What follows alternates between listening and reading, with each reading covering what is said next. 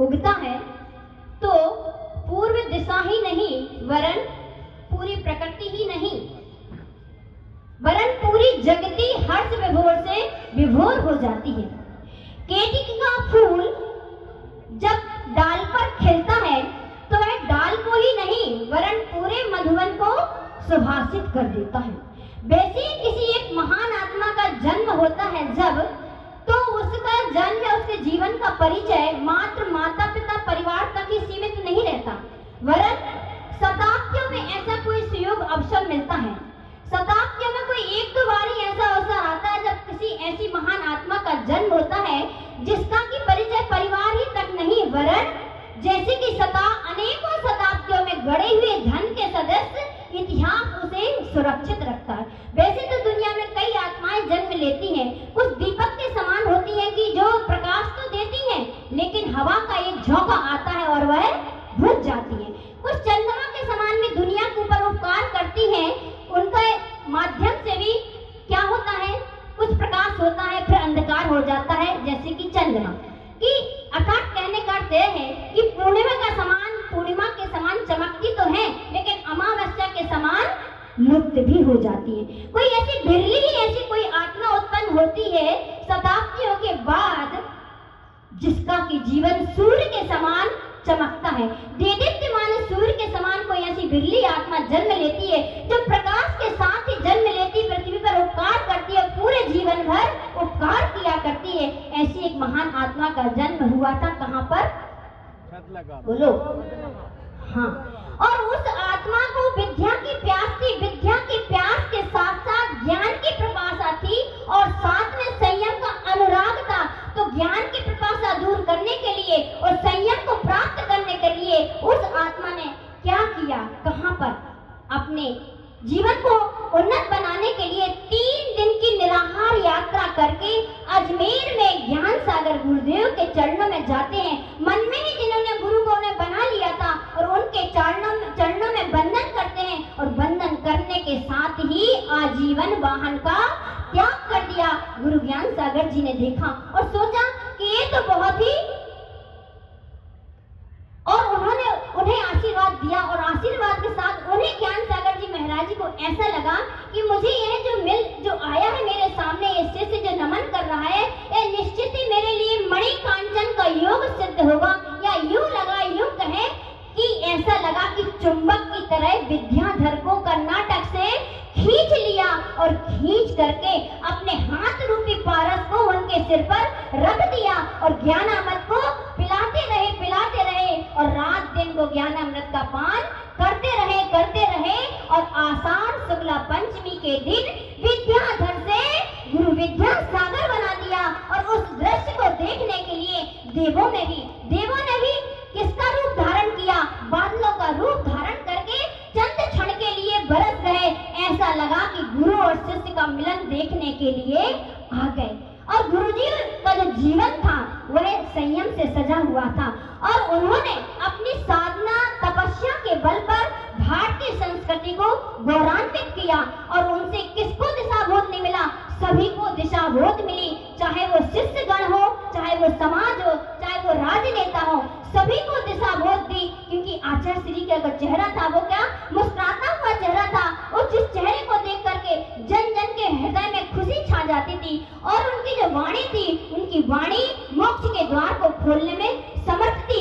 ऐसे पूज्य गुरुदेव का जीवन था। और तभी तो कहते हैं कि जब तक सृष्टि के अधरों पर करुणा का पैगाम रहेगा, जब तक सृष्टि के अधरों पर करुणा का पैगाम रहेगा, तब तक युग की हर धड़कन में विद्या सागर नाम रहेगा, तब तक युग की हर धड़कन में विद्या सागर नाम रहेगा। और ऐसे गुरुदेव की चरण मुझे भी मिली और मुझे भी उन्होंने इस संयम का पथ बतलाया। सच्चे गुरु अध्यात्म की जो नाव आपके द्वारा मुझे प्रदत्त हुई है, निश्चित है कि उस नाव पर बैठ करके मैं तैर जाऊंगी। मुझे विश्वास है क्योंकि उस नाव के देनदार आप जो ठहरे, क्योंकि मैं तो अज्ञानी थी, मूढ़ थी, भटक रही थी और ना जाने कब तक भटकती रहती, लेकिन आप मेरे मार्ग में प्रकाश बन करके आए और आपने बुलंद मोक्ष मार्ग के दरवाजे को खोल दिया और मेरे अंदर भी इतना साहस, धैर्य और शक्ति प्रदान की कि मैं उसमें निश्चल होकर के प्रवेश कर चुकी। आज मैं जिस स्थिति में हूँ उसका सारा श्रेय यदि जाता है तो पूज्य गुरुदेव को जाता है कि उनके ही माध्यम से आज हम जिस स्थिति में यहाँ पर हैं। और ऐसे गुरुदेव का आज जो भी भक्त स्मरण करता है, जाप करता है, ध्यान करता है, वह अपनी असंख्यात गुणी निर्जरा करता है। और पूज्य गुरुदेव ने मेरे ऊपर कृपा की, और ऐसी कृपा की कि क्योंकि आचार्य श्री के संग में दीक्षा लेने के बाद रहते नहीं है, तो पूरे माता जी के चरणों में सौंप दिया। और वैसे मैं बताऊं माता जी के पास कैसे रखा आचार्य श्री ने, क्योंकि हम दीक्षा लेना नहीं चाहते थे। क्यों नहीं चाहते थे? इसलिए नहीं चाहते थे कि पहले शिक्षा ग्रहण करेंगे, बाद में दीक्षा ग्रहण करेंगे। जब मड़िया जी में दीक्षा निश्चित हुई, बहनों के नाम निश्चित हो गए, सभी बहनें हो चुकी आचार्य श्री के पास से, और सभी बहनें सब आचार्य श्री के पास से आ करके आश्रम में आ चुके थे। और आश्रम बहनें आ रही हैं और हम लोग पीछे से आ रहे थे। हुआ ये कि सभी बहनें चली गई, लेकिन दो बहनें आश्रम से जो आ रही थी उन्होंने मेरा हाथ पकड़ा और कहा कि आप आचार्य श्री के पास चलो। मुझे तो दीक्षा लेनी नहीं थी, वैसे भी आचार्य श्री को पता था, किसी यारिका ने कह दिया था, हमारा नाम बता दिया था। तो आचार्य श्री ने कहा उसने एक बार भी तो भावना रखी नहीं है दीक्षा की, कैसे दे दूं दीक्षा। फिर भी हम नहीं गए, हमें पता चल गया, फिर भी हमने अब दीक्षा की भावना नहीं रखी। अब हुआ क्या, सब बहनें आ गई, फिर भी हमने श्रीफल नहीं चढ़ाया था। और जब आश्रम बहनें आ गई और दो बहनें जा रही थी आचार्य श्री के पास, उन्होंने कहा तुम भी मेरे साथ चलो, हम लोग अकेले हैं। तो हमने कहा हम नहीं जाते, इसलिए नहीं जाते क्योंकि रात्रि होने वाले, आचार्य श्री डांटेंगे, कुछ कहेंगे, तो हम नहीं जाएंगे। लेकिन उन्होंने हमारा हाथ पकड़ा और खींच करके चली कि हमें तुम्हें से कुछ नहीं, साथ तक चलो अकेले। अच्छा, हमने कि नहीं शाम हो रहे हो, क्योंकि उस समय सामायिक का समय होने वाला था, उसी समय बहनों की दीक्षा निश्चित हुई थी। और आचार्य श्री ने चारों आवर्त कर लिए थे। आवर्त करके खड़े हुए थे कि हम लोग पहुंच जाते हैं। और हम लोग जैसे ही जाते हैं आचार्य श्री के कक्ष में, पहले तो करके आ गए थे, लेकिन अब जब जाते हैं और आचार्य श्री को नमोस्तु किया हमने, और उन दो बहनों ने भी किया, लेकिन जैसे हमने नमोस्तु किया, नमोस्तु करके जैसे सिर उठाया और आचार्य श्री से कह दिया आचार्य श्री मेरी भी दीक्षा की भावना है। आचार्य श्री इतने खुश हुए, मुस्कुरा कर कहा कि हाँ और तुम कायोस्तर कर लो। अब मैं कायोस्तर करूं, कायोस्तर करती रहो, मुझे पता भी नहीं कौन से भैया खड़े थे, उन्होंने हाथ में हमारे श्रीफल दे दिया। और हमने श्रीफल आचार्य श्री को जैसे ही चढ़ाया तो आचार्य श्री ने क्या कहा, आचार्य श्री ने कहा, मैंने तो कुछ बोला ही नहीं, सिर्फ इतना ही कहा था कि मुझे भी दीक्षा की भावना। और आचार्य श्री बहुत खुश हुए, बोले कायोस्तर कर लो।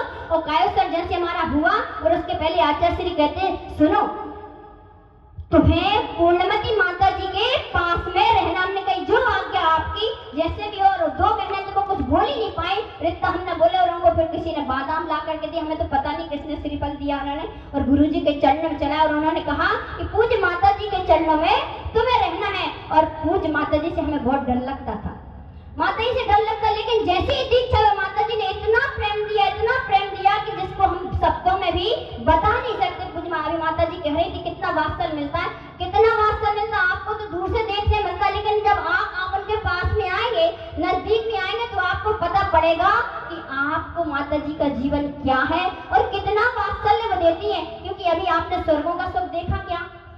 स्वर्गों का सुख नहीं देखा, लेकिन पूज्य माता जी के चरणों में आओगे तो आपको स्वर्गों का सुख जैसा सुख मिलेगा। क्योंकि स्वर्ग के बाद ही मोक्ष सुख मिलता है, तो स्वर्ग सुख भी मिलेगा आपका, और निश्चित से उस आत्मा को क्या मिलेगा, मोक्ष सुख भी मिलेगा, जो कि अनंत काल से आज तक मिला नहीं है। पूज्य माता जी का वात्सल्य कितना है हम कुछ शब्दों में बता नहीं सकते। पर जितने आपके बालक है ना माता जी, उन बालकों में मेरा भी आपके ऊपर विशेष स्नेह है। यदि हमें थोड़ा सा भी अंतर है, हमें तो यह पता ही नहीं रहता कि आज अंतरा है, लेकिन पूरे दिन माता जी को ध्यान रहता है कि उसका अंतरा है, कल उसका हार कराना, उसको जल्दी उठाना, पूरा ध्यान है। पूज्य माता जी लगती है, माता जी ही रखती है।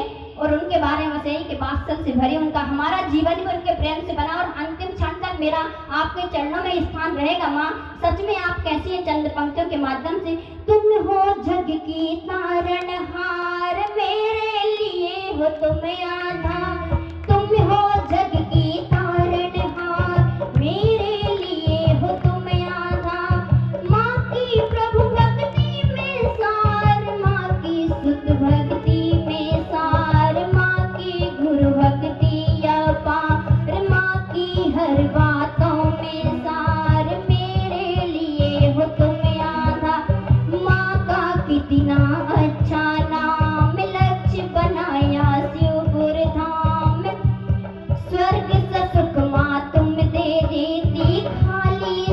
झोली भी भर देती। लक्ष्य बनाया शिवपुर धाम, माँ के चरणों में है प्रणाम, माँ तुम जग की तारणहार। अंतिम मेरी भावना है पूज्य माता जी के चरणों में, और आप लोग भी अपनी भावनाएं अच्छी बनाएं और इतना भावना प्रबल करें कि पूज्य माता जी का समागम आपको भी मिले तो आपका भी कल्याण हो। मैं भूलने लग जाऊं तो आगाह कर देना माता जी, मैं भूलने लग जाऊं तो आगाह कर देना, मेरी हर भूल को नासाज कर देना। मैं पहुंच जाऊंगी अपनी मंजिल पर माँ आप जरा सा मेरी पीठ पर हाथ रख देना, मेरी पीठ पर हाथ रख देना। बोले